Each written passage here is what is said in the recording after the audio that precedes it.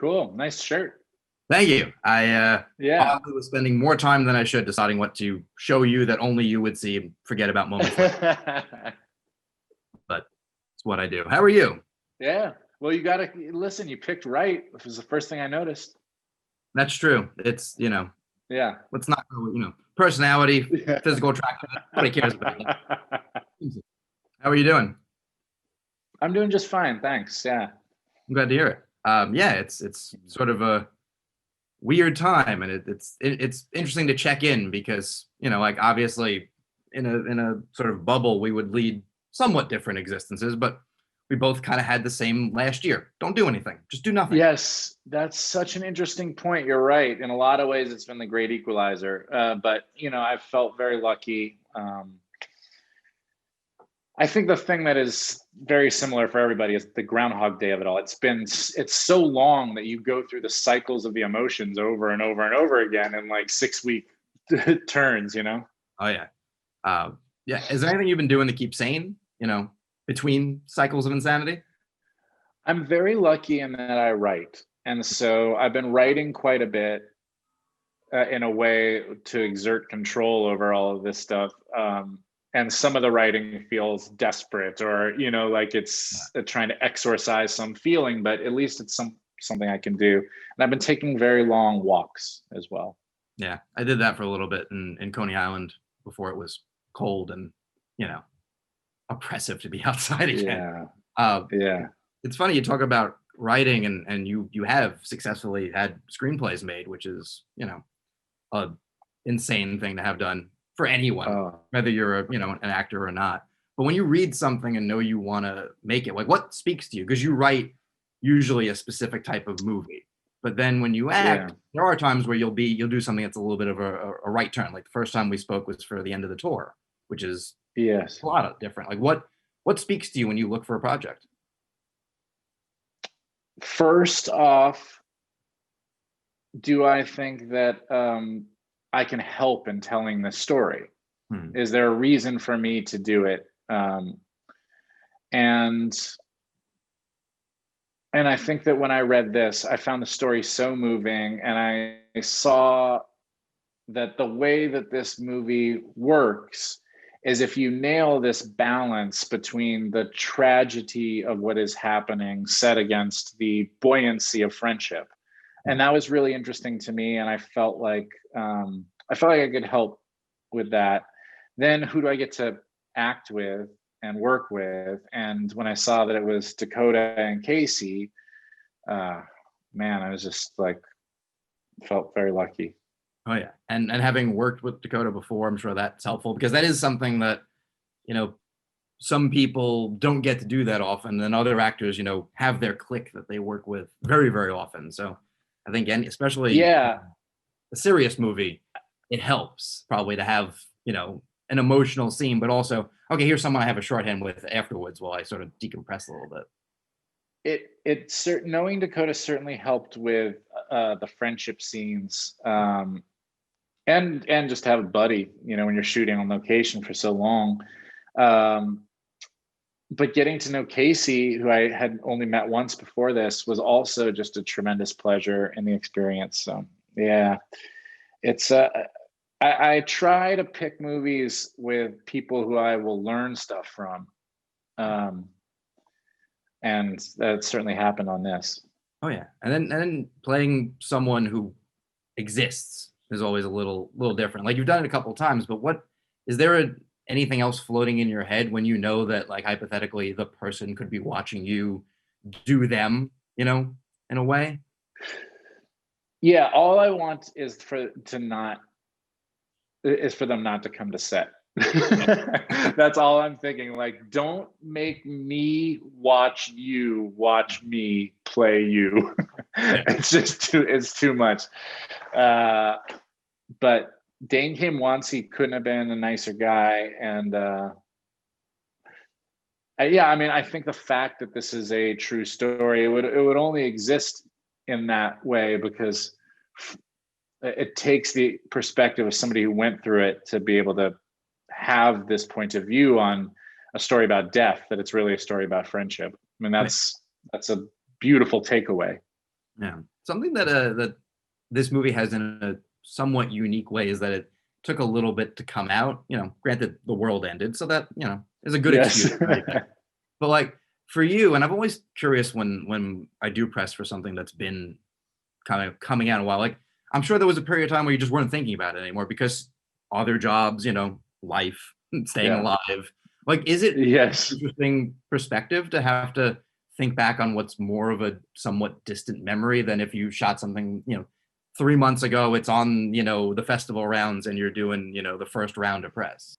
Oh, well, I'm going to answer that a little bit differently than the question you asked, which is that, yeah, I actually think that this craziness that happened in the world since we made the movie and since it first premiered actually informs the themes of the movie for an audience in an even richer way. Yeah. And so I think that it becomes even easier to relate to a story about friendship amidst really hard circumstances, since we're all going through these terribly hard circumstances, Right. Yeah, totally. Imagine if I was like, no, answer the question exactly the way I presented it. Yeah. Just did it again. No, you were right. No, what you say I think makes a lot of sense because I stumbled upon, I think it was HBO or something, had 5-year engagement on recently. Okay. And like comforting watch just, in the middle of the night. But also when your character has this like I become a crazy outdoorsman, segment, it kind of fits if you just imagine it being like indoors instead. Yes. Yeah, totally. That's such a weird part of that movie. And you're right. Like, I think we all went through that at least for a period during this year or are still going through it. Yeah. Oh There yeah. was a moment I realized that I'm very lucky. I have a pool and I would float in the pool for a while every morning. And then there was a moment when floating in the pool switched from luxury to nervous breakdown. Like there's only, it crosses a line before you become like in a dystopian future movie. Oh yeah, no, it was So I can yeah, imagine. I relate. Just like this is comforting. Oh, this is how I don't destroy things. All right, this is working. Yes. This is how alcoholics must feel. Like this was fun at one point. Yes. Yes. Oh, yeah. Yes, exactly. It was very weird at the beginning because you always imagine, oh, if I had a whole bunch of time and nothing to do, I would be super productive and I would read the books I didn't read and I would, finish the video game, whatever thing was like on your to-do list. And I think we Yes. all learned like we just kind of do the exact same thing we were gonna do. Yeah, and the other thing that I think was a real revelation for me, honestly, was that you have all of this stuff that you hoard for just in case. Yep. And then just in case happened. Yep. And I didn't use any of it. Like, oh, I really don't need that ice cream maker. Yeah. Like it's been used once. I got one. Yeah. Yeah. My ex wanted to get my family a gift, and it was that because I was told that a deep fryer would kill us. So Yes. Yes. I was like, I think the ice cream is going to kill me too, but more fun. No, one way or another, fun. that deep fryer will get you. Yeah. Well, if I get both, I could deep fry the ice cream. See, this is what happens when you have nothing to do but be indoors. Yes. This is my damaging thinking. It's funny. I remember this really interesting moment when we met for the first interview because it was on like the Lower East Side in this hotel, and it was still like sort of new in the industry. And I had probably the worst way of complimenting you because I said how much I love the Muppets, but I was like, you made me cry with the Muppet Connect with the Rainbow Connection. So like, thank you and fuck you at the same time for like making me cry in front of children. I get it. That's a nice compliment. That still holds strong, I tell you. There was that hot second though where I was like, how is he going to react? Like, Yes. what is this? Was he like, no, I'm very serious about my craft, and how dare you say that this was a bit? Yeah, no, not at all. I felt the same way. I remember the moment driving in my car when I thought of ending with the Rainbow Connection, having Animal do those drums that finally works up the courage to drum. And I remember I got emotional driving the car. I was listening to a cover of Rainbow Connection that had really heavy drums. And I thought, oh, this could be really good. Oh yeah, I mean it's not a small bit of praise because we've seen in the last couple of years like you're sort of the last one to get the Muppets right, and it's harder than you think apparently.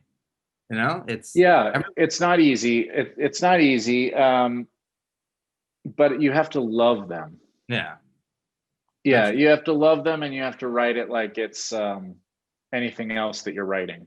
You yeah. don't write it. You don't write it to be for puppets. You write it to be for great actors. That makes a lot of sense. And as we sort of wrap up, I one just want to mention always down if there's ever a Dracula puppet musical in the future. But Yes. since you are someone who is in a position where you can get a screenplay made, if you write Yeah. something and people like it, that's to the head of the line. Have you ever thought about directing? Yeah, I directed my first thing last year. I directed the first episode of a show I made called Dispatches from Elsewhere. And I Hmm. really did like it very much. I liked directing a lot. I think that what I learned was that it really has to be something that I feel like I have a very unique point of view on. Hmm. Otherwise, there are better directors than me. Like the only advantage I have to direct something is if I understand it in a way that no one else would understand it, which is Yeah. very particular, you know? Yeah. And I think that probably puts you in a better spot than a lot of people because there's a lot of directors who don't have that mindset and go, "I'll do this. Yes. Why not?" I'm Yeah. sure there are, there's scenarios where you're like, oh, like I know who would have been good for that thing, and instead, that person was at the head of the line, or that person had the right agent, and that's how it Yes. goes. But My main priority is that the thing is good, yeah, well, I not mean, that my name is a million times, you know? yeah, yeah. No, I get it, and I think that's something that I think anyone who's a fan of yours has seen. Like, I would say 95% of everything you've been involved in has been something that the majority of people have enjoyed and has gotten praise. That's Yeah, that's a thanks. commodity. That's pretty good. Yeah, it's pretty Yeah. good. It speaks to your taste, and I think this is another example of it. Hey, thanks a lot. Oh, my Thanks. pleasure. No, awesome, and yeah, thank you for doing this, and make sure you stay safe because we gotta have more of these. All right, Joey, you got it. Thank you, my pleasure. Thanks, man. I'll talk to you soon. Thank you. Be well, All man. right.